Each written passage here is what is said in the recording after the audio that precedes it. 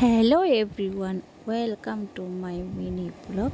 তো আজকে আমার একটা ফ্লিপকার্ট থেকে পার্সেল এসছে, বলতে একটা ড্রেস এসছে। তো ড্রেসটা কীরকম সেটা তোমাদের সাথে আমি শেয়ার করছি। তো ড্রেসটা তো উপর দিয়ে প্যাকেজিং তো ভালোই লেগেছে, ড্রেসটাও ভালো লেগেছে, বাট ড্রেসটা না গরমের সময় কমফোর্টেবল না। এটা ঠান্ডার দিনে পরলে, শীতকালে পরলে তখনই ঠিক আছে, কিন্তু এখন যদি পরি তার মানে প্রচণ্ড গরম লাগবে। আর এদিকে ড্রেস দেখাতে দেখাতে বাইরে চলে আসলো বৃষ্টি। তো ফাইনালি অনেক দিন পর বৃষ্টি নেমেছে, মানে বৃষ্টিটা দেখে মনটা যা শান্তি পেয়েছি কি আর বলবো। যাক, বৃষ্টি এদিকে বাইরে হচ্ছে, আমি এদিকে চলে আসলাম ড্রেসটা পরে দেখানোর জন্য।